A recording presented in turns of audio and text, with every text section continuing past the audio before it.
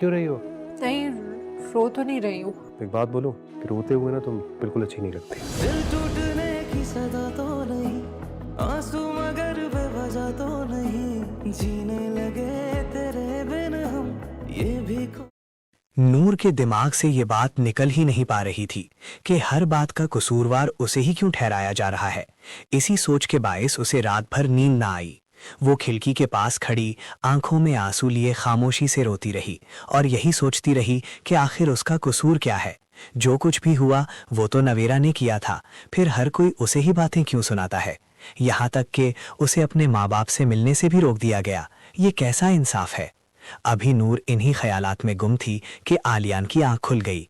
उसने नूर को रोता हुआ देखा तो फौरन बोला, नूर तुम रो क्यों रही हो? क्या हुआ है? तुम्हारी तबीयत तो ठीक है ना? नूर ने आंसू पोंछते हुए कहा, हाँ मैं ठीक हूँ, बस वैसे ही दिल भर आया था। आलियान ने नरमी से कहा, नूर तुम परेशान मत हुआ करो, देखना सब कुछ ठीक हो जाएगा।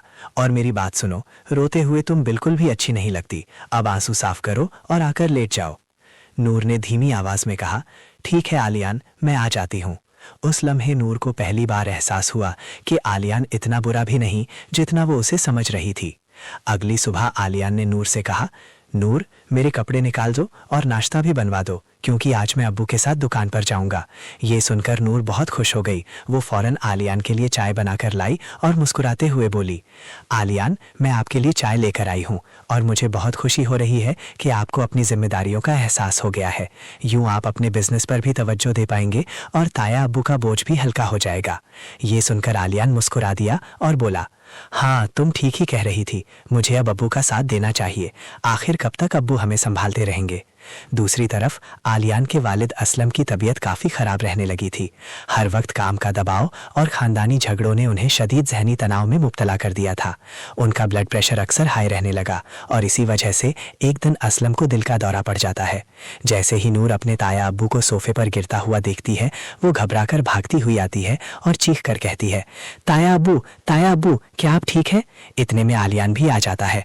नूर रोते हुए कहती है, आलियान फ़ौरन एम्बुलेंस बुलाओ, हमें अब्बू को अस्पताल ले जाना होगा। जैसे ही एम्बुलेंस आती है, सब घर वाले असलम को लेकर अस्पताल पहुंच जाते हैं। नूर की आंखों से आंसू थमने का नाम नहीं ले रहे होते।